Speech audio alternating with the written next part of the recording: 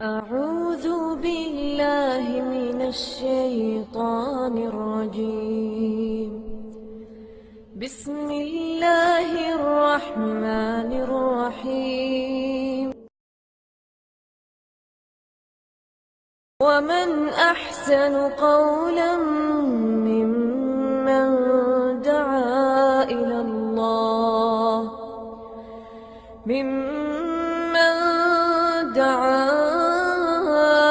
الله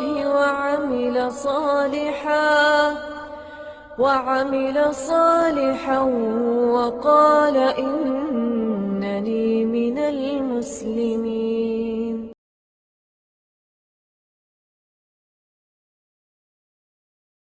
إن الحمد لله نحمده ونستعينه ونستغفره ونعوذ بالله من شرور أنفسنا ومن سيئات أعمالنا. من يهده الله فلا مضل له ومن يضلل فلا هادي له. وأشهد أن لا إله إلا الله وحده لا شريك له وأشهد أن محمدا عبده ورسوله. أما بعد فإن خير الحديث كتاب الله وخير الهدي هدي محمد صلى الله عليه وسلم وشر الأمور محدثاتها وكل محدثة بدعة وكل بدعة ضلالة وكل ضلالة في النار. رب اشرح لي صدري ويسر لي أمري واحلل عقدة من لساني يفقهوا قولي. رب أعوذ بك من همزات الشياطين وأعوذ بك رب أن يحضرون. أعوذ بالله السميع العليم من الشيطان الرجيم. إن الله يدافع عن الذين آمنوا إن الله لا يحب كل خوان كفور. أذن للذين يقاتلون بأنهم ظلموا وإن الله على نصرهم لقدير. الذين أخرجوا من ديارهم بغير حق إلا أن يقولوا ربنا الله ولولا دفع الله الناس بعضهم ببعض لهدمت صوامع وبيع وصلوات ومساجد يذكر فيها اسم الله كثيرا ولينصرن الله من ينصره إن الله لقوي عزيز. سورۃ الحج کی یہ آیات ہیں اور گزشتہ 2-3 درسوں میں مسائل حج و عمرہ اور پچھلے درس میں خاص طور پر قربانی کے بعد مسائل جو ہیں وہ آپ کے سامنے رکھے گئے تھے. اور اس آیت جو میں نے ابھی پڑھی ہے آیت نمبر 38، اس سے پہلے والی آیت 37 میں اللہ رب العزت نے ارشاد فرمایا ہے لَن يَنَالَ اللَّهَ لُحُومُهَا وَلَا دِمَاؤُهَا وَلَكِنْ يَنَالُهُ التَّقْوَىٰ مِنكُمْ، کہ اللہ کو تمہاری قربانیوں کے گوشت یا خون نہیں پہنچتے بلکہ اسے کیا پہنچتا ہے وَلَكِنْ يَنَالُهُ التَّقْوَىٰ مِنكُمْ، تمہارے دلوں کا تقویٰ اللہ کو پہنچتا ہے. اور پہلے حج کے مسائل اور پھر قربانی کے مسائل، اور یوں کہیں کہ مسائل حج کے ضمن میں ہی اللہ نے قربانی کا ذکر کیا. اور دنیا میں کچھ لوگ ایسے ہیں کہ جو قرآن کریم کو قرآن کریم کی اصل حالت میں ہی سمجھتے ہیں. ان کے لیے آسانی رہتی ہے کلام اللہ کو ترجمے کے ساتھ دیکھا، جو صحیح تفسیریں ہیں وہ دیکھی، جو اللہ رب العزت نے ہمیں حکم دیا ہے اس پہ عمل کیا، بات ختم ہو. کچھ لوگوں کی بدقسمتی یہ ہے کہ وہ قرآن کریم کو بھی اپنی مرضی کے مطابق موڑنا چاہتے ہیں. اور یہ آپ کو معلوم ہے کہ بہت لوگ ہیں قرآن کو اپنی مرضی کے مطابق موڑنا چاہتے ہیں، نبی صلی اللہ علیہ وسلم کی احادیث کو اپنی مرضی کے مطابق خود بدلتے نہیں، قرآن کو بدل دیتے ہیں. وہ کس قدر فقیہ میں حرم بے توفیق. مولویوں کو کہا گیا کہ کتنے بے توفیق ہو گئے ہیں کہ خود نہیں بدلتے، قرآن کو بدل دیتے، خود نہیں بدلتے، حدیث رسول کو بدل دیتے ہیں. اور وہ ایک دو نہیں، مختلف شعبوں میں قرآن کو بدلنے والے اور حدیث کو بدلنے والے مولوی اور اسکالرس موجود ہیں. اور تحریف کا سلسلہ پرانا چلتا رہا ہے. پہلے یہودیوں نے اپنی کتابوں میں تحریف کی، اور یہودیوں کی تحریف بڑی مشہور ہے، اور اہل کتاب کی عادتوں پر امت اسلامیہ بھی چلے گی، یہ نبی اکرم صلی اللہ علیہ وسلم نے بشارت دی۔ لَتَتَّبِعُنَّ سَنَنَ مَنْ كَانَ قَبْلَكُمْ خُلْقَةً بِخُلْقَةٍ، تم پہلے لوگوں کی عادتوں کو پوری طرح اپنا لو گے، انہی کے راستوں پر چل نکلو گے، شبرن بشبر، بلشت بلشت، خلدہ ذرہ ذرہ، جیسے وہاں ہوا ویسے تم کرو۔ صحابی کہتے ہیں یا رسول اللہ، آپ کی مراد اہل کتاب ہے، تو فرمایا فمن، اور کون؟ عیسائی یہودی تحریف کرتے رہے، آج مسلمانوں میں تحریف موجود ہے، نام کے مسلمان اور تحریف یہودیاں نجات۔ تحریف کس کس نے کہاں کہاں کی، وہ بڑا لمبا قصہ ہے، اس موضوع کی ہماری کتاب الحمدللہ چھپ چکی ہے، تقلید و تعصب میں تحریف کتاب و سنت، ہمارے ویب سائٹ پر موجود ہے، ہندوستان میں بنگلور سے وہ شائع ہوئی ہے۔ اس کتاب میں بہت سارے علماء کی کتابوں کے حوالے سے ہم نے باہ والا ذکر کیا کہ کس کس مولوی نے کیا کیا کرتوت دکھایا اور اپنی کتابوں میں قرآن کی اور حدیث کی کہاں کہاں تحریف کی۔ ان ساری باتوں سے قطع نظر، اگر کسی کو چاہیے تفسیر تو وہ کتاب ڈاؤن لوڈ کر لے، فری ڈاؤن لوڈ ہمارے ویب سائٹ پر موجود ہے۔ یہاں ایک اور پارٹی ہے جو اپنے آپ کو مسلمان ہی کہلاتے ہیں، بلکہ اپنے آپ کو اہل قرآن کہلاتے ہیں۔ ہم اہل قرآن، قرآن کے اصل وارث وہ ہیں۔ انہوں نے قربانی پر اپنا وار کیا اور کہا کہ قربانی صرف حاجیوں پر ہے، گھروں میں قربانی نہیں۔ قرآن میں اللہ رب العزت نے یہاں پر یہ کہہ دیا، آج کے مسائل کے زمن میں کہا کہ قربانی کرو، جانوروں کی قربانی کرو۔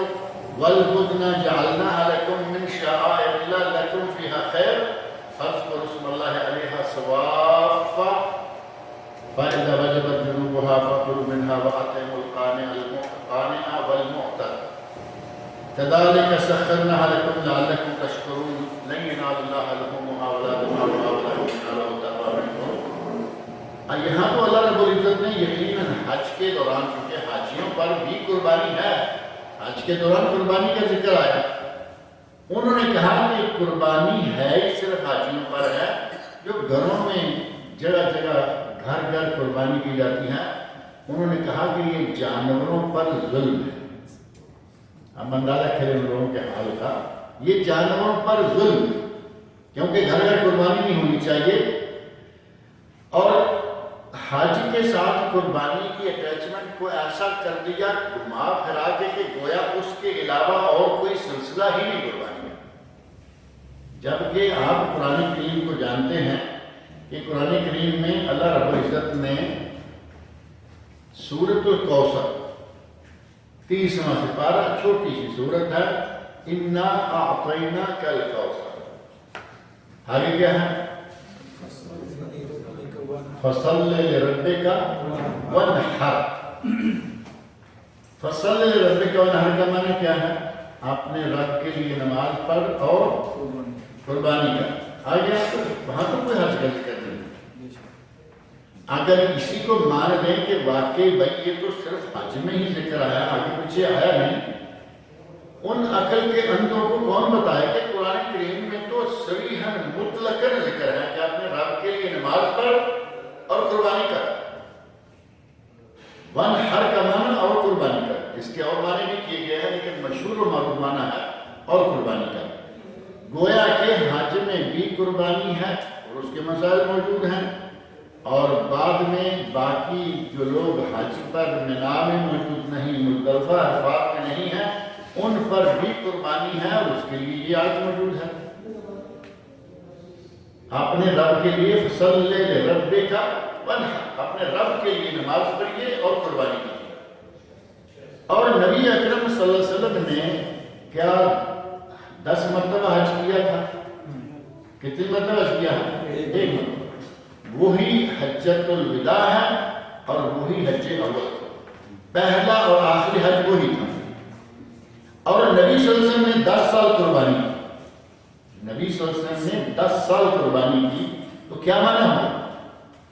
اگر حج پر ہی قربانی ہو تو اس کا مطلب یہ ہے کہ نبی صلی اللہ علیہ وسلم نے 1 سال قربانی کی اور اس 1 سال میں 100 اونٹ ذبح کر دیے. جبکہ صحیح احادیث میں یہ بات موجود ہے مکث رسول اللہ صلی اللہ علیہ وسلم بالمدینہ 10 سنین یضحی. نبی صلی اللہ علیہ وسلم مدینہ منورہ میں 10 سال رہے یضحی، آپ قربانی دیتے رہے. اب یضحی یہ ہے اضحیہ، اضاحی جس کی جمع ہے، اور حج کی قربانی کا یہ نام ہی نہیں ہے. حج کی قربانی کا نام ہے ہدی. ہدی بالغ الکعبہ، جیسا کہ آپ قرآن کریم میں پڑھتے ہیں حج کے مسائل میں، حاجی جو قربانی دیتا ہے اس کا نام ہدی، اور جو گھروں میں قربانی ہوتی ہے اس کا نام اضحیہ، اضاحی اضحیہ. اب حدیث میں آیا کہ صحابی کہتے ہیں مکث رسول اللہ، صحابی کہہ رہے ہیں کہ نبی صلی اللہ علیہ وسلم مدینہ میں 10 سال رہے یضحی، آپ ہر سال قربانی دیتے رہے. اور یہ عقل کے اندھے کہیں کہ نہیں کہ یہ صرف حج کے ساتھ ہے. حج میں ایک موقع پر 10 سال مدینہ منورہ میں نبی صلی اللہ علیہ وسلم ہر سال قربانی دیتے رہے. تو اس کا معنی یہ ہوا کہ قربانی کوئی ایسا نہیں کہ صرف حج پر کی جائے، بلکہ قربانی جو ہے وہ مطلقاً ایک حکم ہے مسلمانوں کے لیے، اور نبی اکرم صلی اللہ علیہ وسلم نے اس سنت کو قائم کیا اور صحابہ کرام اس سنت پر عمل کرتے رہے اور آج تک امت اسلامیہ اس پر قائم ہے. اب یہ پرسوں اٹھے نیا فرقہ قائم ہوا اور انہوں نے کہنا شروع کر دیا جی قربانی صرف حاجیوں کے لیے ہے، عام لوگوں کے نہیں. اور کہا کہ قربانی گھر گھر قربانی، وہ کہتے ہیں home to home sacrifice, home to home sacrifice, گھر گھر قربانی ظلم ہے جانوروں پر، نعوذ باللہ. اللہ کے نبی صلی اللہ علیہ وسلم قربانی دیں اور یہ کہیں ظلم ہے، صحابہ کرام قربانی دیں اور یہ کہیں ظلم ہے، امت اسلامیہ قربانی دے اور یہ بدبخت کہیں ظلم ہے. پوری امت کے عمل کو یہ چند لوگ اٹھ کے کہنا شروع کر دیں گے کہ یہ ظلم ہے، تو کیا اس کو ہم ظلم مان لیں گے؟ میں نے شروع میں کہا ہے کہ کچھ لوگوں کی بد نصیبی ہوتی ہے کہ وہ قرآن کو اس کی اصل حالت میں سمجھنے کی بجائے آیتوں کا کان مروڑیں گے، حدیثوں کا کان مروڑیں گے، اپنی مرضی کے مطابق ان کو فٹ کرنے کی کوشش کریں گے، جبکہ قرآن کریم ان کی مرضی سے نہیں ہے. قرآن کریم اللہ رب العزت نے نازل فرمایا، ہمیں قرآن کریم کی مرضی کے مطابق ہونا چاہیے. نبی اکرم صلی اللہ علیہ وسلم نے ایک بات یہ بھی ارشاد فرمائی ہے، کیونکہ آج کل یہ لوگ موقع پر موقع اٹھتے ہیں اور بکنا شروع کر دیتے ہیں، کبھی قربانی کے خلاف، کبھی رجم جو سزا ہے اس کے خلاف، کبھی کسی کے خلاف. آپ کو بڑے بڑے اسکالر نظر آئیں گے، شکل سے مسلمان بھی نہیں پورے لگتے وہ، لیکن اسکالر مشہور ہیں، کہا جاتا ہے مسلم اسکالر. پاکستان کے ٹیلی ویژنوں پر راج ہے ان اسکالروں کا. ہمارے حکومتوں کا بھی عجیب حال ہے. وہ لوگ جن کو کوٹریوں میں بند ہونا چاہیے، جو قرآن و سنت کے خلاف اتنا بکواس کریں، ان لوگوں کو بند ہونا چاہیے. کھلے عام ٹیلی ویژنوں پہ، ریڈیو پہ، اخبارات میں اپنے پرچے نکال رہے ہیں. جاوید احمد بامدی نام کا شخص پاکستان میں معروف ہے، منکرین حدیث کا اس وقت چیمپئن بنا رہا ہے. یہ ساری باتیں ان کے یہاں چل رہی ہیں. نبی اکرم صلی اللہ علیہ وسلم نے فرمایا کہ جو آدمی عید کی نماز سے پہلے اپنے جانور کو قربانی کے طور پر ذبح کر لے گا، اس نے گوشت کھانے میں جلدی کی لیکن اس کی قربانی نہیں ہوئی. جس نے عید کی نماز سے پہلے اپنے جانور کو ذبح کر لیا، اس نے گوشت کھانے میں جلدی کی، جلدی ذبح کیا گوشت. نبی اکرم صلی اللہ علیہ وسلم عیدگاہ میں گئے، خطبہ دیا، دیکھا کہ گوشت برتنا شروع ہو گیا. کہا کہ یہ کس نے کر دیا؟ صحابی نے کہا یا رسول اللہ، میں نے کہا کہ لیٹ نہ ہو، جلدی. فرمایا کہ یہ تیرا گوشت بن گیا، حلال ہے، جانور ہے، تخمیر پر کہ تم نے ذبح کیا ہے، لیکن یہ قربانی نہیں. فرمایا قربانی ہے تو اور دینا پڑے گا. قربانی اور دینے کا کہا تو کہتے ہیں کہ میرے پاس تو کوئی جانور نہیں ہے. ہاں ایک ہے 6 مہینے کا مہنگا ہے، موٹا تازہ ہے. فرمایا ذبح بہی انت، تجھے اجازت ہے کہ تم ذبح کر لے، کیونکہ اس وقت تو باغوں کے کہاں سے ملے. نبی صلی اللہ علیہ وسلم نے یہ جو حکم دیا کہ عید کی نماز سے پہلے قربانی کریں تو قربانی نہیں ہوگی، کیا مینا عرفات میں حاجی عید پڑھتے ہیں؟ دوسرے لوگوں نے حج کیا ہوا ہے، کسی نے عید پڑھی ہے؟ ہاں عید ہوتی ہے وہاں جس وقت سورج نکلتا ہے شیطان کو کنکریاں مار رہے ہوتے، وہی دن ہے نا 10 تاریخ، 9 کو عرفات گئے، رات مزدلفہ میں گزاری، دن چڑھتے چڑھتے آ کے کنکریاں مارنے شروع کر دی۔ حاجیوں کی عید قربان، حاجیوں کی قربانی کیا ہے؟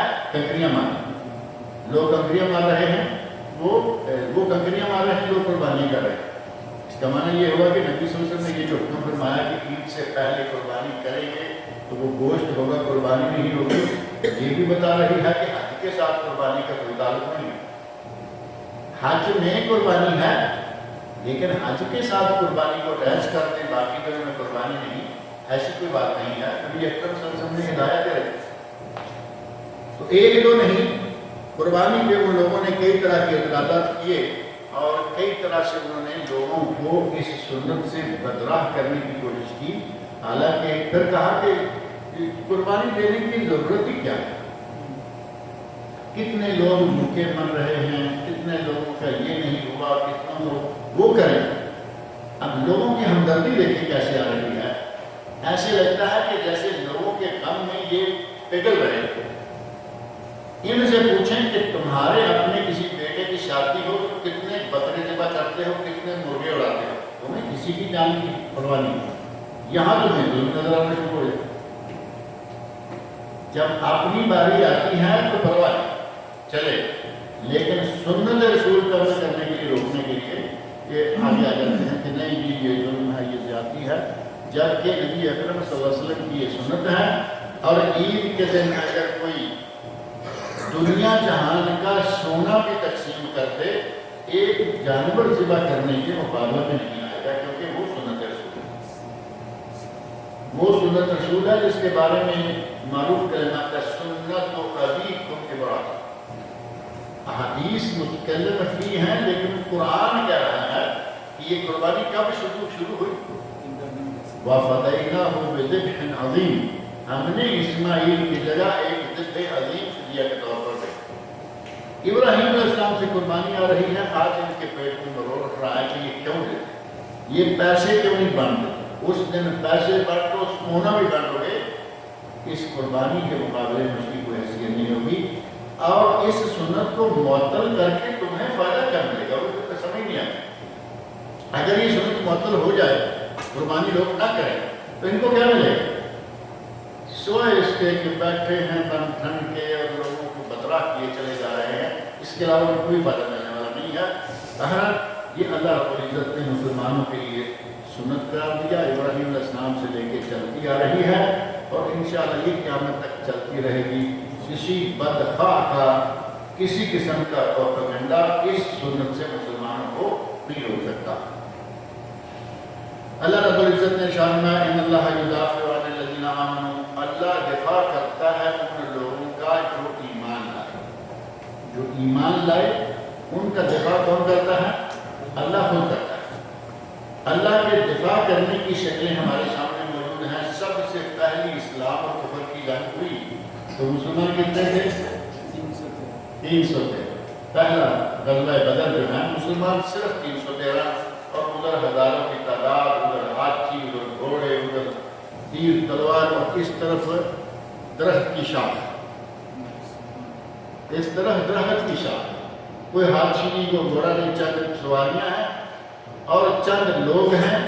اللہ رب العزت نے مومنوں کا دفاع کیا نہیں کیا، آسمان سے فرشتے نازل کیے۔ جب اللہ کسی کی مدد جب کرنا چاہے اسے دنیا کی کوئی طاقت کچل نہیں سکتی۔ صحابہ کرام رضی اللہ عنہم کہتے ہیں کہ ہم دیکھتے سوچتے کہ اس آدمی کا میں جا کے گلا کاٹتا ہوں، میرے وہاں نظر ڈالنے میں دیکھتا ہوں کہ اس کی گردن کاٹ کے گرو، اور مجھے نہیں پتا کہ وہ گردن کس نے کاٹی ہے، وہ تو کاٹنے والے نظر آئیں گے تب پتہ چلے گا۔ اللہ رب العزت نے فرشتے بھیج دیے اور یہ سلسلہ ایک مرتبہ نہیں ہوا، یہ ہمیشہ سے اللہ کی مدد مومنوں کے ساتھ موجود ہے۔ ہر موقع پر کسی نہ کسی رنگ میں یہ نازل ہوتے ہیں۔ اور فرشتے آج بھی آسمان سے کر سکتے ہیں، اللہ آج بھی مومنوں کے ساتھ ہے، لیکن مومن ذرا تھوڑا سا اپنے دل میں ایمان کی تھوڑی قوت تو دکھائے نا۔ اگر مومن ہی چاہیں کہ ہر وقت سودی پیسہ ہی کھاتے رہیں، رشوت ہی کھاتے رہیں، تو پھر ہمارے دلوں کا جیسا حال ہوگا اسی طرح اللہ کی مدد بھی ہوگی۔ اللہ رب العزت نے ہمیشہ سے مومنوں کا ساتھ دیا، مومنوں کی مدد کی، اور وہ ہمیشہ مومنوں کے ساتھ ہے اور رہے گا، اور مومنوں کا دفاع کرتا رہے گا۔ فرمایا ان اللہ یدافع عن الذین آمنوا، اللہ دفاع کرتا ہے، یدافع ہے نا سلسلہ لفظ، یدافع دفاع، اللہ دفاع کرتا ہے، اللہ روکتا ہے کافروں کو ظلم کرنے سے مومنوں پر۔ لیکن آمنوں کے لفظ پر غور کریں تو پتہ چلتا ہے کہ اگر ایمان صحیح ہے تو اللہ بھی دفاع کرے، اور اگر ایمان صحیح ہے تو ہمارا آج کل جو حال ہے مجھے بھی معلوم ہے، آپ بھی جانتے ہیں، اس ملک میں مسلمانوں کو مار پڑ رہی ہے، اس ملک میں پڑ رہی ہے، اس ملک میں پڑ رہی ہے۔ آپ ادھر نہ جائیں، اپنا گریبان جا کے دیکھیں کہ ہم ایماندار کتنے بڑے، پتہ چل جائے گا کہ واقعی جو مار پڑ رہی ہے ایسے نہیں۔ ہمیں بیدار کرنے کے لیے وہ تازیانے، ہمیں ہوش دلانے کے لیے وہ تازیانے ہیں کہ تمہارے ہی مسلمان بھائی کٹ رہے ہیں، تمہاری ہی مسلمان بہنوں کی آبروئیں لوٹی جا رہی ہیں، تمہارے ہی بوڑھے کٹ رہے ہیں، بچے کٹ رہے ہیں۔ اور آپ نے وہ فوٹو دیکھے ہوں گے جو حال مسلمانوں کا ہو رہا ہے، یہ جو کٹر ہوتا ہے لکڑی کاٹنے والا، ایک تو آ رہا ہے نا جو اوپر لکڑی رکھتے ہیں ایسے چلتی ہے، ایک کٹر ہے وہ گول سا، ایسے اٹھا کے کسی بھی چیز پر رکھیں، یہاں رکھیں، یہاں کاٹ دے گئے۔ خاص جگہ جہاں گردن چھری چلائی جا سکتی ہے جانور کے ذبح کرنے کے لیے، خاص اس جگہ پہ وہ کٹر ایسے رکھ کے کیا ہوگا، پیچھے کیا بچے گا، یعنی گردن جو ہے وہ یہاں پر۔ دوسرا فوٹو دیکھا، یہاں سے لے کے کانوں تک یہ رکھا ہے کٹر، یہاں کانوں تک آ گیا ہے۔ مسلمانوں کے ساتھ اتنا ظلم ہو رہا ہے، اور کہیں اپنے ہی کر رہے ہیں، نام کے اپنے۔ سوریا میں جو کچھ ہو رہا ہے وہاں کوئی کافر آئے ہوئے ہیں، کہنے کو وہ سارے اپنے آپ کو مسلمان کہتے ہیں، بلکہ وہ کہتے ہیں ہم مومن ہیں، وہ کہتے ہیں کہ ہم مومن ہیں، یہ سارے منافق۔ اور مسلمانوں کے ساتھ کیا ہو رہا ہے، ہمارے ایمان کی یہ ساری کمزوریاں ہیں۔ اگر دل میں ایمان مضبوط ہو، کوئی معنی نہیں ہے کہ مٹھی پر لوگ ہیں وہ ساری دنیا کے اندر مسلمانوں کو ذلیل کر رہے ہیں۔ یہودی کتنے ہیں، یہ تو مسلمانوں کا نام لینے والے ہیں، یہودی بھی کتنے ہیں دنیا میں، اتنا سا ایک ملک ہے، ساری دنیا پر راج کر رہے ہیں۔ صرف مسلمانوں کے دلوں میں ایمان کی کمزوری کی وجہ سے اللہ دفاع کرتا ہے مومنوں، جن کے دل ایمان سے بھرے ہوئے ہوں، اور ان کے دل میں کوئی خوف نہ ہو، کوئی خطرہ نہ ہو، کوئی ڈر نہ ہو، پھر وہ بے تیغ بھی لڑتا ہی سکتا۔ اگر مومن صحیح معنوں میں مومن ہے تو وہ بے تیغ لڑتا ہے۔ ہاتھ میں نبی صلی اللہ علیہ وسلم نے لکڑی دے دی، تلوار کا کام کر رہی ہے، لیکن ان کے دل میں وہ طاقتیں تھیں جو کاٹنے والی تھیں۔ آج وہ طاقتیں دلوں میں نہیں رہیں۔ ہاتھ میں آپ چاہے جو مرضی یہ کریں، سامنے والے پہ کوئی خوف طاری نہیں ہوتا۔ ان اللہ یدافع عن الذین آمنوا، اللہ دفاع کرتا ہے ان لوگوں کا جو ایمان والے ہیں۔ ان اللہ لا یحب کل خوان کفور، اللہ خائن لوگوں اور ناشکر لوگوں کو پسند نہیں کرتا۔ خائن، خوان، خیانت کرنے والے، اور کفور ناشکری کرنے والے۔ ناشکری اور خیانت، اب اگر امانت داری کی بات کریں تو آپ کو پتہ چلے کہ ہم کتنے ایماندار ہیں۔ میں آپ سب شامل ہیں۔ کسی جگہ کا آپ ذکر کریں کہ وہاں ہم بڑے امانت داری سے کام کر رہے ہیں، ڈیوٹیاں میں ہماری امانت داری نہیں، ٹیچر اپنی ذمہ داری نہیں کر رہا، صنعت کار اپنی نہیں کر رہا، مزدور اپنی نہیں کر رہا، مالک اپنی نہیں کر رہا، یعنی ہر آدمی دوسرے کے حق پہ ڈاکہ ڈالنے کے لیے جو کر سکتا ہے وہ کرتا ہے۔ جو بے بسی میں کچھ ہوگی ایمانداری داری تو ہوگی، ہر جگہ یہ عالم ہے، ہر شعبے میں یہ ہے۔ امانت داری نہیں رہی، خیانت ہی خیانت ہے۔ اور ناشکری، اللہ رب العزت نے کتنی نعمتوں سے ہمیں نواز رکھا ہے، گن نہیں سکتے، ہماری گنتی میں نہیں آ سکتی۔ اللہ رب العزت نے 2 مرتبہ قرآن کے فرمایا ان تعدوا نعمت اللہ لا تحصوها، اگر تم اللہ کی نعمتوں کو گننا بھی چاہو، ان تعدو، اگر گنو اللہ کی نعمتوں کو لگو، تم گن نہیں سکتے۔ اتنی ہم پہ اللہ رب العزت کی نعمتیں اور ہم اتنے ناشکرے ہیں کہ اس کا بھی کوئی شمار نہیں۔ اللہ رب العزت کو ایسے لوگ پسند نہیں ہیں جو امانتوں میں خیانت کرنے والے ہوں اور اس کی نعمتوں کی ناشکری کرنے والے ہوں۔ اُذِنَ لِلَّذِينَ يُقَاتَلُونَ بِأَنَّهُمْ ظُلِمُوا، اللہ نے اجازت دے دی، اذن دے دیا گیا، یہ ہے اذن جہاد۔ یہ ہے علماء کرام مفسرین نظام کی رائے میں پہلا اذن جہاد اس آیت کا نظام۔ اذن دے دیا گیا جہاد کا، للذین، کن لوگوں کو، ان لوگوں کو یقاتلون جن کے سر پہ جنگ مسلط کی گئی ہے، جن کے ساتھ جنگ کی جا رہی ہے۔ اب ایک آدمی حملہ آور ہو جائے تو کیا آرام سے بیٹھے رہیں کہ نہیں کہ ہم تو مسلمان ہیں، ہم تو سلامتی چاہتے ہیں، امن چاہتے ہیں، اور وہ حملہ کر رہے ہیں۔ اب وہ عورتوں کو، بچوں کو، بوڑھوں کو، جوانوں کو، سب کو تحت کیے چلے جا رہے ہیں۔ ہم کہیں گے ہم تو مسلمان ہیں، ہم تو اپنی سلامتی چاہنے والے ہیں، ہم تو جنگ نہیں چاہتے۔ اب تمہیں اٹھنا ہوگا، اب حملہ آور آ گیا ہے، تمہیں اپنا تو دفاع کرنا، اپنی عزت و آبرو کا دفاع کرنا، اپنے مال کا دفاع کرنا، اپنی جان کا دفاع کرنا، مال میں آپ کا ملک شامل ہے، اس کے لیے آپ کو اٹھنا ہوگا۔ یقاتلون، جن کے ساتھ لڑائی کی جا رہی ہے، بِأَنَّهُمْ ظُلِمُوا، اور وہ مظلوم بھی ہیں، ان پہ ظلمن جنگ جو ہے وہ مسلط کر دی گئی ہے۔ ان کو اجازت دی اللہ نے کہ جاؤ ان کا مقابلہ کرو۔ پہلا اذن جہاد اس آیت میں اللہ رب العزت نے دیا، اور اس کے بعد پھر آہستہ آہستہ جیسے جیسے مسلمان، اور یہ مدنی آیات جو مدینہ منورہ میں جا کے اجازت ملی، مکہ میں یہ اجازت 13 سال میں ملی، مدینہ میں گئے، مسلمانوں کی کچھ جان بن گئی، پاؤں جم گئے، حکومت بن گئی، اور کچھ پارٹیاں ساتھ ملی، کچھ مسلمان بڑھ گئے، بلاخر اللہ رب العزت نے اجازت دے دی کہ اب تم اپنا دفاع کر سکتے، اب اٹھ سکتے ہیں۔ بِأَنَّهُمْ ظُلِمُوا، کہ ان پر ظلم کیا گیا ہے، کیونکہ مسلمان مظلوم ہیں، ان پر ظلم کیا جا رہا ہے، اب انہیں اجازت ہے کہ اٹھ کے اپنا دفاع کریں، اپنے حقوق کے لیے اٹھ کر لڑیں۔ اللہ رب العزت نے یہ اجازت دے کر مسلمانوں کو اپنا دفاع کرنے کا حکم دے دیا، گویا کہ جہاد کا حکم یہاں سے مل گیا، اور پھر تو آہستہ آہستہ اللہ رب العزت نے اس حکم کو اس حد تک پہنچایا، فرمایا فَاقْتُلُوهُمْ حَيْثُ وَجَدتُّمُوهُمْ۔ ایک وقت پھر وہ آ گیا کہ جہاں ان کو دیکھو ان کو قتل کر۔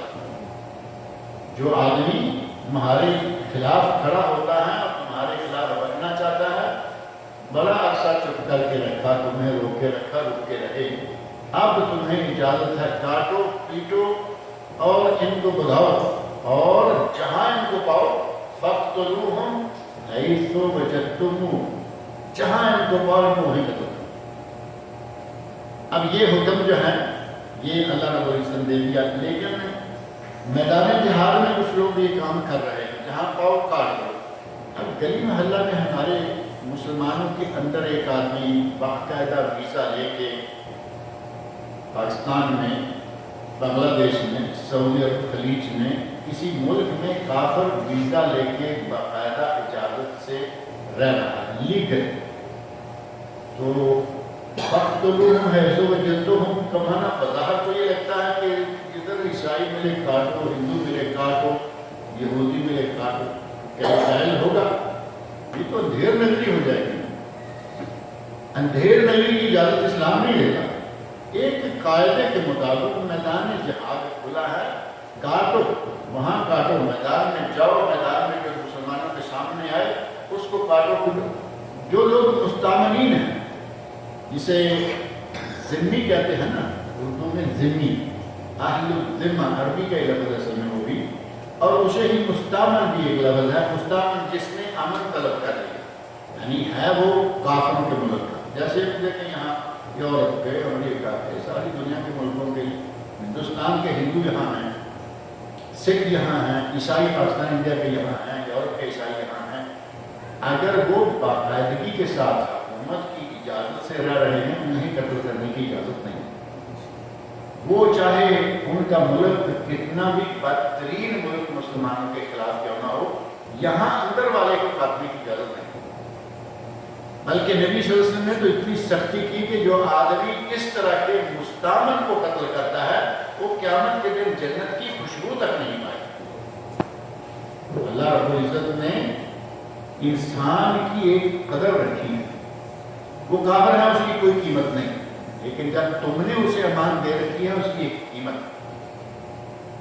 اسے قتل نہیں کیا جائے گا، اس کا مال نہیں چھینا جائے گا، اس کی جان کے درپے نہیں ہوں گے، اس کی عزت و آبرو کی حفاظت کی جائے گی کیونکہ وہ تمہارے ذمہ میں. لیکن اگر میدان میں اتر آتے ہیں، انہی میں سے کوئی واپس جاتا ہے، میدان میں آتا ہے، کاٹو اسے. فَقْتُلُوهُمْ حَيْثُ وَجَدتُّمُوهُمْ، انہیں جہاں پاؤ ان کو کاٹ دو، قتل کر دو. لیکن ہمارے لوگوں نے کچھ اس کو غلط رنگ دے دیا، جو آج کل یہ داعش اور یہ وہ لوگ ہیں، جہاں چاہو مار دو. جہاں چاہو تو مار دو والی پالیسی جو ہے نا، ہر حال میں اور ہر وقت اور ہر جگہ، یہ صحیح نہیں ہے. اللہ رب العزت نے جہاد کا ایک نظام، ایک قاعدہ ہے، قانون ہے، اور اسی قاعدہ قانون کو آپ دیکھیں، عین میدان جنگ میں اگر ایک عورت ہے،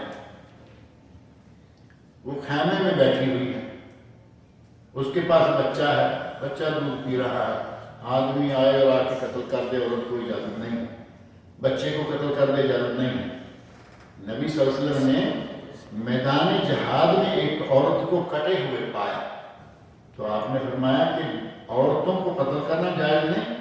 کس عورت کو قتل کر سکتے ہیں میدان جہاد میں؟ جو باقاعدہ تلوار لے کے میدان میں اتری ہوئی. اور عورتیں مسلمان بھی میدان میں اترتی رہی ہیں، کافر اترتی رہی ہیں، اس عورت کو کاٹو، کوئی بات نہیں. اب یہ نہیں ہے کہ وہ تلوار سے مسلمانوں کو کاٹ رہی ہے اور ہم کہیں کہ نبی نے عورت کو قتل کرنے سے منع کیا جو خیمے میں، اپنے گھر میں، اپنے بال بچے کو لیے بیٹھے. اور یہی نہیں، اسلام کا جنگی ضابطہ اخلاق اتنا عالی ہے کہ جنگ کے دوران بھی عورت کو جو بے ضرر ہے، بچے کو جو بے ضرر ہے، بوڑھے کو جو بے ضرر ہے، اور ان کے ملاؤں کو جو بے ضرر ہے. ایک راہب ہے، وہ اپنی چوکٹے میں، کیا کہتے ہیں اس کو، اپنے معبد میں بیٹھا ہوا ہے، اپنے بات خانے میں بیٹھا ہوا ہے، جوان ہے، بوڑھا ہے، کچھ بھی ہے، وہ نہ تو باہر نکل کے للکار رہا ہے فوجوں کو کہ پکڑو مسلمان آئے ان کو جب. وہ آرام سے صرف اپنی بات میں لگا ہے. نبی صلی اللہ علیہ وسلم نے اس کو مت کر، اسے قتل نہ کرو کیونکہ وہ بے ضرر ہے، تو اپنے اللہ کر رہا ہے جیسا بھی کر رہا ہے. لا تقتلوا النساء والضعفاء والصبيان، جنگ میں عورتوں کو، بچوں کو اور بوڑھوں کو قتل مت کرو. دیکھو اسلام کا ضابطہ اخلاق. جنگ بھی لگی ہوئی ہے، کہا کہ یہ لوگ بے ضرر ہیں، ان کو قتل نہ کرو. یہ نہیں کہ ہر چیز جنگ لگی ہوئی ہے، تمہیں اجازت نہیں ہے کہ ان کے جانوروں کو کاٹو. آپ کو عین دوران جنگ کوئی کھانے کی ضرورت ہے، آپ جانور کاٹ کے ذبح کر کے کھائیں، لیکن یہ کہ کاٹ پھر شروع کر دیں کہ یہ ریور کا ہے، اس کو کاٹ دو، ہم تو لے کے نہیں جا سکیں گے. پھر فصلوں کو تباہ نہ کرو، باغوں کو تباہ نہ کرو. اللہ رب العزت نے اور نبی اکرم صلی اللہ علیہ وسلم نے مسلمانوں کو ایسا ضابطہ دیا کہ جنگ کے دوران بھی وہ کوئی غلط کام نہیں کرے. جنگ کے دوران بھی اخلاق عالیہ کا مظاہرہ کریں گے. اللہ رب العزت نے فرمایا اُذِنَ لِلَّذِينَ يُقَاتَلُونَ بِأَنَّهُمْ ظُلِمُوا، اذن جہاد دیا گیا ان لوگوں کو جن پر لڑائی مسلط کی گئی، یقاتلون جن کے ساتھ لڑائی کی جا رہی ہے، بِأَنَّهُمْ ظُلِمُوا اس بنا پر کہ وہ مظلوم ہیں، ان پر ظلم کیا جا رہا ہے. وَإِنَّ اللَّهَ عَلَى نَصْرِهِمْ لَقَدِيرٌ اور اللہ ان کی مدد کرنے پر قادر ہے. اللہ ان کی مدد پر قادر ہے. بندے تھوڑے ہوں گے یا زیادہ ہوں گے، لیکن اللہ قادر ہے، ان کی مدد کر سکتا ہے، اس کے لیے کوئی مشکل نہیں ہے. الذین اخرجوا من دیارہم، اور یہی اللہ مومنوں کا دفاع کرتا ہے. یہی بات اللہ رب العزت نے سورۃ البقرہ میں بھی ارشاد فرمائی ہے، سورۃ البقرہ آیت نمبر 251، الفاظ ہیں وَلَوْلَا دَفْعُ اللَّهِ النَّاسَ بَعْضَهُم بِبَعْضٍ، اگر اللہ بعض لوگوں کے ذریعے بعض کا دفاع نہ کرے، یعنی دنیا میں اللہ نے نظام رکھا ہے کہ بندوں کے ذریعے ہی اللہ رب العزت ایک دوسرے کا دفاع کراتا رہتا ہے، اگر بندوں کے ذریعے اللہ دوسرے بندوں سے دفاع نہ کروائے لفسدت الارض، زمین میں فساد پیدا ہو، ایک پارٹی ظلم اور ستم کی انتہا کیے چلی جا رہی ہو اور اس کا مقابلہ کرنے کے لیے کوئی نہیں اٹھے تو کیا ہوگا؟ ظلم پھیلتا چلا جائے گا۔ اللہ رب العزت نے نظام رکھا ہوا ہے کہ وہ اپنے ہی کچھ بندوں کو کھڑا کر دیتا ہے کہ ان کا ظلم روکو، ان کے ہاتھ کو پکڑو اور ان کو ظلم کرنے سے باز کرو۔ وَلَكِنَّ اللَّهَ ذُو فَضْلٍ عَلَى الْعَالَمِينَ، اور لیکن اللہ، یعنی فساد پیدا نہ ہو دنیا بھر میں، پھیل نہ جائے، اللہ ذو فضل علی العالمین، سارے جہانوں پر بہت ہی مہربانی کرنے والا ہے، وہ اس طرح فساد کو پھیلنے نہیں دیتا۔ اور فرمایا کہ ان لوگوں کی مدد پر اللہ قادر ہے، کون؟ الذین اخرجوا من دیارہم، جنہیں ان کے گھروں سے نکالا گیا۔ اب مسلمان مکہ سے نکالے گئے تھے نا، اپنے شوق سے تو نہیں گئے تھے مدینہ، مکہ سے نکالے گئے بغیر حق، بغیر کسی حق کے، نا حق ان کو ظلم کر کر کے مجبور کر دیا گیا کہ وہ مکہ کو چھوڑ جائیں۔ اپنے نبی صلی اللہ علیہ وسلم کی ہجرت کا وقت، عین وقت ہجرت کا واقعہ پڑا ہوگا کہ آپ مکہ سے نکل کے مکہ کی طرف منہ کر کے کہتے ہیں یا اللہ تو جانتا ہے کہ مجھے تیری ساری زمین میں سے سب سے پیارا یہ شہر ہے، اگر میں مجبور نہ ہوتا اس مکہ والے مجھے تنگ نہ کر دیتے تو میں یہاں سے نکلتا۔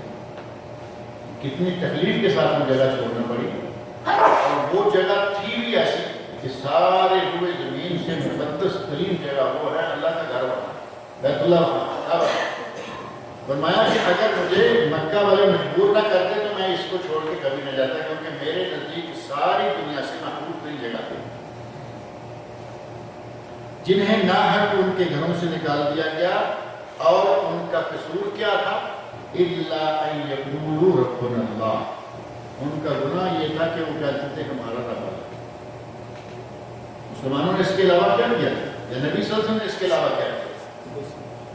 نبی صلی اللہ علیہ وسلم جنہیں 40 سال تک ان لوگوں نے اپنی آنکھوں کا تارا بنا کے رکھا، 40 سال تک مسلسل عزت احترام، ایک غریب سے گھر میں پیدا ہوئے، بکریاں چلاتے رہے، لیکن کردار کے اتنے عالی مرتبت تھے کہ مشرکین مکہ کی امانتیں آپ کے پاس، مشرکین مکہ آپ کو صادق، آپ کو امین مان رہے ہیں کہ آپ سچے ہیں، کبھی جھوٹ نہیں بولتے، امانت دار ہیں، کبھی کہنا نہیں۔ اور جتنی جو کسی کے پاس ہوتا وہ آپ کے پاس رکھ دیتا کہ یہاں آ گیا تو محفوظ ہو، ہمیں کوئی خطرہ نہیں کہ یہ کھا جائے۔ امانتیں رکھنے والے۔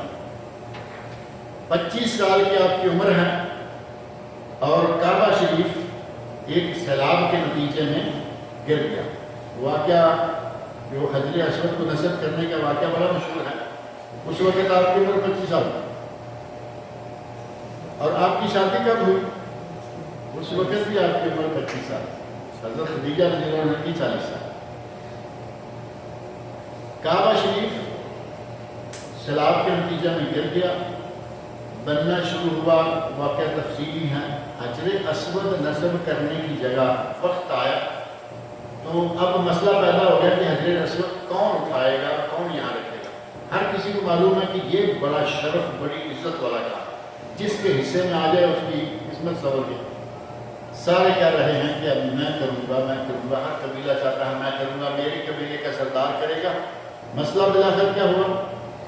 سب نے طے کیا کہ کل سب سے پہلے جو یہاں کعبہ میں آئے گا اس کو یہ کام کرنا۔ سب سے پہلے نبی اکرم صلی اللہ علیہ وسلم جن کے مقدر میں جیسا کام ہو آپ تشریف لائے۔ مشرکین مکہ پورا گروہ بیعت زبان کہتا ہے کہ یہ محمد آ گئے ہیں صلی اللہ علیہ وسلم، اور ہم ان کے فیصلے پر راضی ہیں، یہ آگے ہیں، یہ کریں، یعنی جو کریں گے ہمیں منظور۔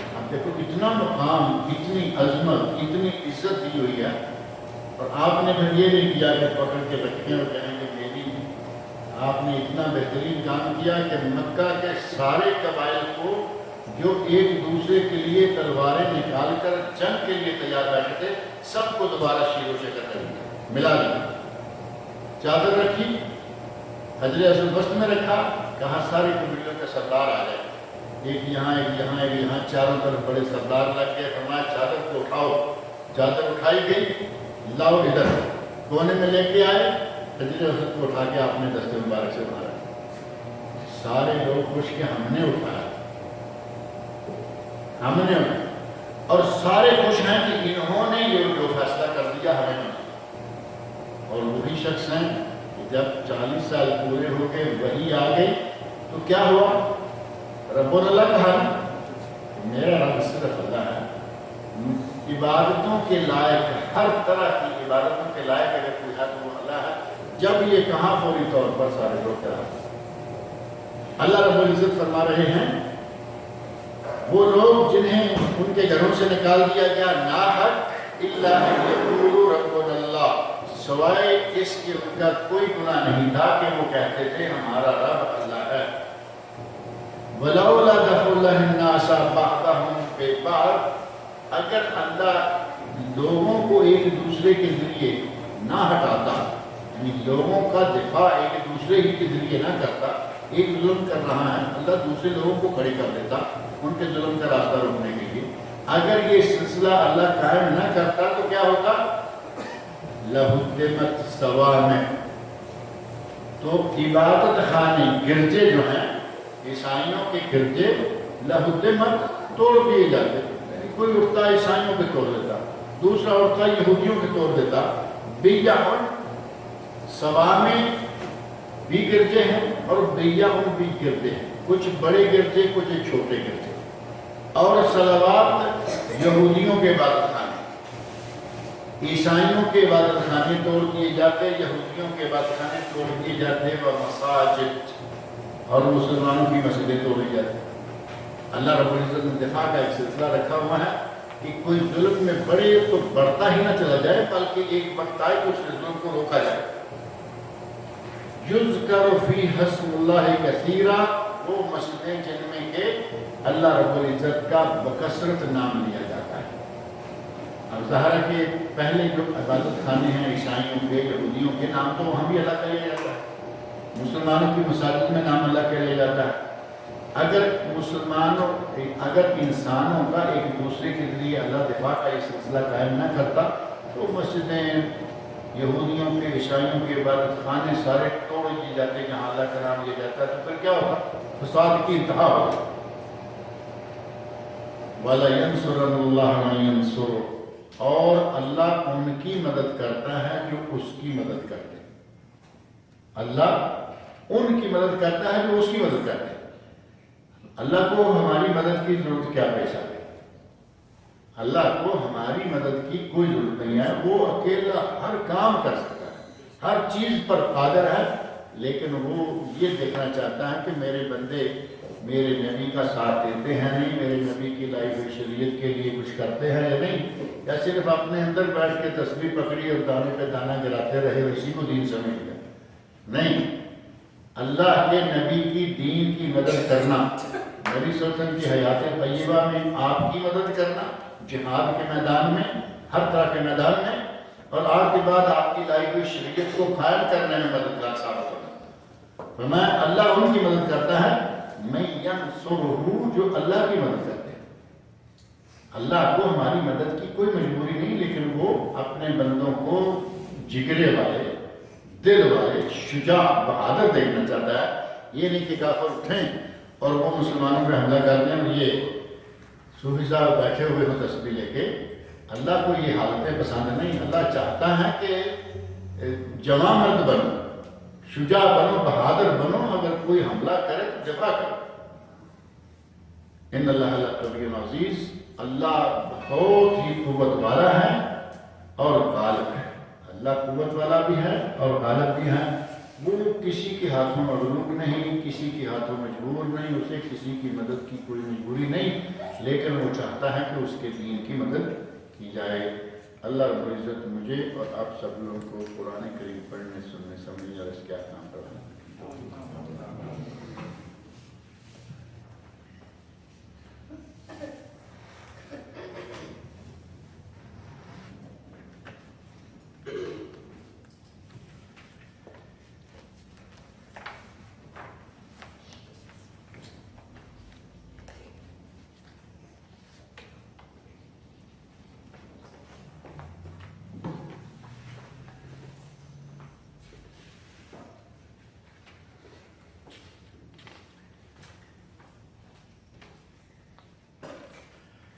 الحمد للہ والصلاة والسلام علی رسول اللہ وعلی آلہ وصحبہ اجمعین ومن تبعهم بإحسان إلی یوم الدین۔ اما بعد فاعوذ باللہ السمیع العلیم من الشیطان الرجیم ذالک بأنہم کرہوا ما انزل اللہ فأحبط اعمالہم۔ گزشتہ درس میں یہ بات کر رہے تھے کہ بعض کام ایسے ہیں کہ اگر وہ کوئی کر گزرے تو وہ دین اسلام سے خارج ہو جاتا ہے، اسلام سے نکال دینے والے کام کون سے ہیں؟ جن کو مخرج عن الملہ، ملت اسلامیہ سے نکال دینے والے کام کہا گیا۔ ان ملت اسلامیہ سے نکال دینے والے کاموں میں سے پہلا کام جو ہے وہ مشہور ہے شرک۔ جو شرک کرے وہ ملت اسلامیہ سے نکل جاتا ہے، اس کا ٹھکانہ جہنم ہو جاتا ہے اور اس پر جنت حرام کر دی جاتی ہے۔ اور دوسرا تھا کہ جو آدمی مشرکین کو، جس نے اللہ اور رسول کے درمیان واسطے کھڑے تھے، جس نے اللہ کے درمیان، اللہ اور اپنے درمیان واسطے قائم کیے، وہ بھی دین اسلام سے نکل جاتا ہے۔ اور جو مشرکوں کو کافر نہ سمجھے، کافروں کو کافر نہ سمجھے، وہ بھی مسلمان ہو جاتا ہے۔ ہمارے لوگ ہیں نا ایسے کچھ، رات میں ذکر کر رہا تھا کہ کہتے ہیں نہیں کافروں کو کافر نہ کرو، اب وہ اسی کھاتے میں جائیں گے یا نہیں؟ جو کافروں کو کافر نہیں سمجھتا کیا ہے وہ؟ اگر کافر کو کافر نہ کہیں گے یا کافر نہ سمجھیں گے تو کیا سمجھیں گے؟ مومن سمجھے، ان کو مسلمان سمجھے، کیا کریں؟ کافر ہیں، اللہ نے کافر کہا، اللہ کے رسول نے کافر کہا، اللہ نے کافر کہلوایا۔ قل یا ایھا الکافر، کہہ دو اے میرے نبی کہ اے کافر۔ اللہ نے کافر کہا، نبی سے کافر کہلوایا۔ ہم کہیں کہ ہم کافر نہیں کہیں گے؟ علماء نے کہا کہ یہ بھی ملت اسلامیہ سے نکال دینے کا سبب ہے کہ کافر کو کافر نہ سمجھا جائے۔ اور چوتھی چیز تھی کہ اگر کوئی یہ کہے کہ نبی اکرم صلی اللہ علیہ وسلم کی لائی ہوئی شریعت سے فلاں نظام زیادہ بہتر ہے، کسی نظام کا وہ حوالہ دے اور کہے کہ اس اسلام سے بہتر نظام ہے جو فلاں ہے، جیسے موجود تنگ کا ذکر پچھلے مرتبہ نے کیا تھا سوشلزم کے حوالے سے، اسی طرح کوئی اور نظام کہے کہ وہ نظام اسلام سے بہتر ہے، شریعت سے وہ بہتر ہے، تو وہ آدمی مسلمان نہیں رہے گا۔ اور پانچویں چیز یہ ہے کہ کوئی شخص نبی صلی اللہ علیہ وسلم کی لائی ہوئی شریعت کی کسی چیز کو ناپسند کرے۔ مسلمان بظاہر تو ایسا نہیں کرتا نا کہ کہے کہ شریعت اچھی نہیں ہے، لیکن کبھی کبھی ایسا ہوتا ہے کہ شریعت کے کسی ایک حکم کو آدمی ناپسند کرنے لگے۔ اگر کسی کی قسمت کسی کو پھیر کے یہاں لے آئے تو سمجھ لے کہ وہ اسلام سے کرتا۔ ابھی پچھلے ایک ہفتے 10 دن کے اندر کی بات ہے کہ ہمیں کسی نے سوال پوچھا، مجھے اندازہ ہے کہ اس طرح کی باتیں دنیا میں ہو رہی ہیں۔ خاتون ہے، کہتے ہیں کہ میاں بیوی کا جھگڑا ہوا اور شوہر نے ظاہر ہے کہ شوہر ہونے کے حوالے سے مار پیٹ کرتی ہوگی، کچھ کر دیا ہوگا۔ عورت نے کچھ اس طرح کے الفاظ کہے کہ اللہ نے بھی ہمارے لیے کیا قانون بنا دیا، شوہر کو درجہ جو دے دیا ہے تو اللہ نے بھی ہمارے لیے یہ کیا قانون بنا دیا۔ بیزاری ہے یا نہیں؟ اگر کوئی آدمی کو قرآن کریم میں ہے وَلَهُنَّ مِثْلُ الَّذِي عَلَيْهِنَّ بِالْمَعْرُوفِ وَلِلرِّجَالِ عَلَيْهِنَّ دَرَجَةٌ، عورتوں کے بھی حقوق ہیں معروف طریقے سے، مردوں کے بھی حقوق ہیں، وَلِلرِّجَالِ عَلَيْهِنَّ دَرَجَةٌ، مردوں کو ایک درجہ زیادہ حاصل ہے۔ اب عورت کہے کہ یہ کیوں ہے، یوں کر دیا اللہ نے، اور ساتھ ہی گرمی سردی بھی جا رہے اللہ پر، تو اسلام سے نکلنے والی بات ہے یا نہیں؟ بظاہر نہیں لگتا کہ کوئی مسلمان کہے کہ اللہ کا یہ نظام، لیکن یہ دیکھیں مثالیں موجود ہیں کہ کسی نہ کسی رنگ میں پیسے والے کئی لوگ زکوٰۃ کو برا سمجھتے ہیں، یہ کیا بھائی ہم کماتے رہیں اور نکال کے پیسے ادھر باندھتے رہو، یہ لگے یا نہ لگے آدمی کو، لیکن اصلاً یہ اسلام سے نکال دیتے ہیں آدمی کو۔ توبہ طائب اگر کبھی ایسا خیال آ جائے دل میں، فوراً اللہ کی طرف رجوع کریں اور توبہ طائب ہو جائیں۔ اللہ کی شریعت میں سے کسی چیز کو ناپسند نہیں کرتے، عمل نہیں کر سکتے، بات الگ ہے، ٹھیک ہے، شیطان کے بہکاوے میں آگے عمل نہیں ہوا، لیکن اب یہ معاملہ خاتون والا، اسی طرح زکوٰۃ کے معاملات ہیں، اسی طرح اور بہت سارے معاملات ہیں کہ آدمی کہے کہ اللہ نے یہ تقسیم کیا کر دی ہے کہ میں ہر وقت کام ہی کرتا رہتا ہوں اور کچھ لوگ آرام سے رہوں۔ اللہ کی تقسیم ہے، رات کے درس میں یہ بات تھی کہ اللہ رب العزت نے اپنی تقسیم اپنی حکمت کے مطابق ہر کسی کو ایک جیسا نہیں دیا۔ اگر ہر کسی کو ایک جیسا پیسہ مل جائے نظام ہی نہیں چل پاتا۔ اب آپ میں سے ہر آدمی 1 ٹریلین کا مالک ہو، اگر آپ کے گھر میں ٹوٹی لگانے کون آئے گا؟ آپ کے گھر کی بجلی کون صحیح کرے گا؟ آپ کے گھر کا جتنا سسٹم ہے، یہ ٹوٹ گیا نجار کو لاؤ، یہ ٹوٹ گیا حداد کو لاؤ، یہ کارپینٹر کا کام، یہ لکڑی والے کا، یہ لوہے والے کا، یہ پائپ فٹر کا، یہ فلاں، اگر ہر آدمی ایک ہی جیسا ہے تو کام کون کرے گا؟ اللہ رب العزت نے ایسی تقسیم کی کہ کچھ وہ کرو کچھ یہ کرو، کچھ کرو کچھ کرواؤ، سلسلہ بہترین دنیا کا چل رہا ہے، یہ اللہ کا نظام ہے۔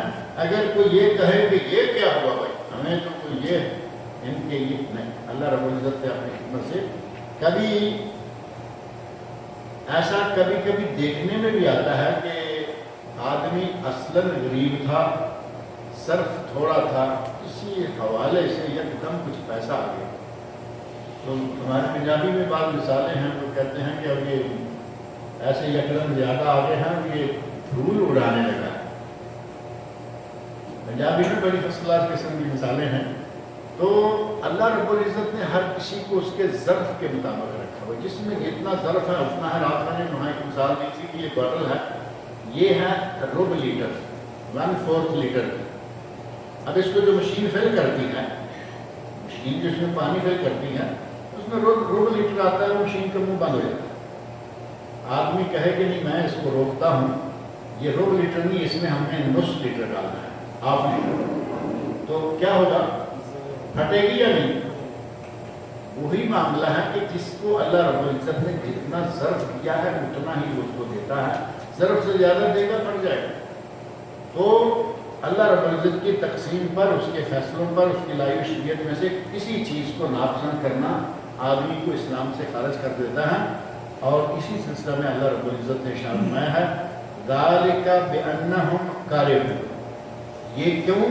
کیونکہ انہوں نے اس چیز کو ناپسند کیا، ما انزل اللہ، جسے کہ اللہ نے نازل کیا ہے۔ شریعت اللہ کی نازل کرتا ہے نا، قرآن کریم ہو، حدیث شریف ہو، انہوں نے اللہ کی نازل کردہ شریعت کو ناپسند کیا، فأحبط اعمالهم، اللہ نے ان کے سب اعمال کو برباد کر دیا۔ جس سے سارے اعمال برباد ہو گئے، اسلام سے نکلا یا نہیں؟ اسلام میں اب اس کا کیا حصہ ہے؟ اپنے تمام اعمال برباد کرا بیٹھا، کیونکہ اس نے اللہ کی لائی ہوئی شریعت جو ہے اس میں سے کچھ چیزوں کو برا سمجھا۔ اور چھٹی چیز رہنے دیتے ہیں، اگلے درس میں انشاءاللہ ذکر کریں کہ لیٹ ہو رہا ہے۔ اللہ تعالیٰ مجھے اور آپ سب لوگوں کو نیک عمل کی توفیق عطا فرمائے۔ اللہ تعالیٰ ہمارے عقیدے کی اصلاح فرمائے، عقیدے میں جو کمیاں کوتاہیاں عیب نقص ہیں، اللہ تعالیٰ ہمیں صحیح خالص اسلامی عقیدہ عطا فرمائے۔ ہمارے برصغیر پاک و ہند میں عقیدے کی کمزوریاں بہت پائی جاتی ہیں۔ ہم جگہ جگہ خدا بنائے بیٹھے ہیں، جگہ جگہ پیشوا بنائے بیٹھے ہیں، پیشواؤں میں سارے اچکے قسم کے لوگ ہیں، وہ ہمارے رہنما بنے ہوئے ہیں۔ اللہ تعالیٰ ہمیں صحیح رہنما عطا کرے، اللہ تعالیٰ ہمارا عقیدہ جو ہے اس کو صحیح کرے، کتاب و سنت کے مطابق عمل کرنے کی توفیق